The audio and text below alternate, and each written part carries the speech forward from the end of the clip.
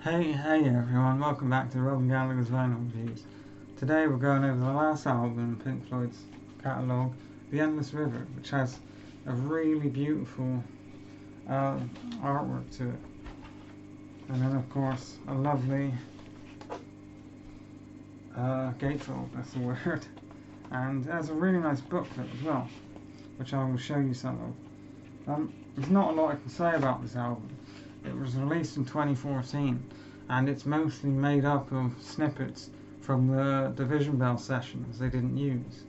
But the last song I can talk about, because almost all the songs are just instrumentals, that's the word. And then Louder Than Words is a really beautiful song, which is all about, the actions we do, things we do with our hands, let's say, are never as powerful, are more powerful, than words. It's all about the things you do, not the things you say. You can say all the things in the world, but as long as if you don't do them, then they mean nothing. I need some tea. Yes, it's the same cup of tea. Leave me alone. But some of the instrumental, I need to start saying it properly, that stick out to me.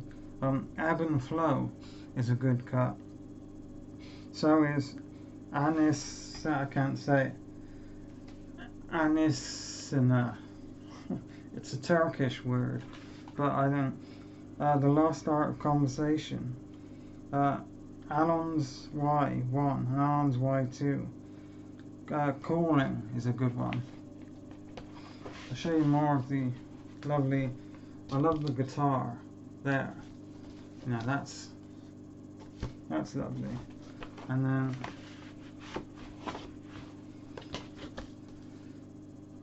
this one has a nice. It's not one of my favourite Pink Floyd albums, but that's not because of, not because it's bad in any way. It's just because it's only really instrumental pieces that were cut together from the Division Bell era.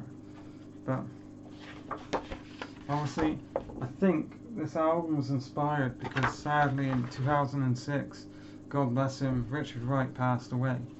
And no, it might have been later. I know Syd Barrett sadly passed away in 2006, but Richard Wright died sometime around then. And I know what it looks like. I should show you. So this album is in memory of him. And he was an amazing keyboardist and producer. He helped produce a lot of the Pink Floyd stuff. Louder Than Words, there's the lyrics for you. Oh, ow. So, I'm just gonna, this album, I need to show it. Where is it? It's disappeared into the ethos. But that album is, we'll give it a 6 out of 10 for me. And I'm going to take the time to talk about Pink Floyd, because can you imagine, a band that released an album in 1967 and then released then released an album in 2014. The only other band I can think of is the Rolling Stones, which are amazing, and I want to see them live if they ever give up.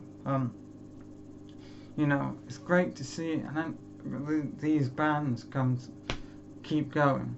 And I love that Pink Floyd, a lot of bands have the same lineup throughout their career. The Beatles, for example, once they got famous, Please Please Me onwards, and with Pink Floyd, there are different eras for you to listen to. So the first album and the singles prior is the Burke era, apparently. We've got the Syd Barrett era in the 60s, where Syd Barrett... Don't play the song, I'll be copyrighted. Syd Barrett wrote pretty much all of the first album and some of the second album, and then third album, but then you got the start of the Roger Waters era, which goes on to the final cut, and then you've got the David Gilmour era of Pink Floyd right up to 2014, And I think for a band to have such a wide range of music, you know, prog rock, art rock, folk rock, heavy rock, soft rock, classic rock, they've done it all in their career. And I think, you know, Pink Floyd is definitely in the top 5 greatest bands of all time. And I believe that they're in my top 3. But I think for most music listeners, you know, who like this kind of music, they are in the top 5 easily. Thanks for watching. I will do Syd Barrett stuff next. And yeah, thanks for watching. I'll see you on the B-side.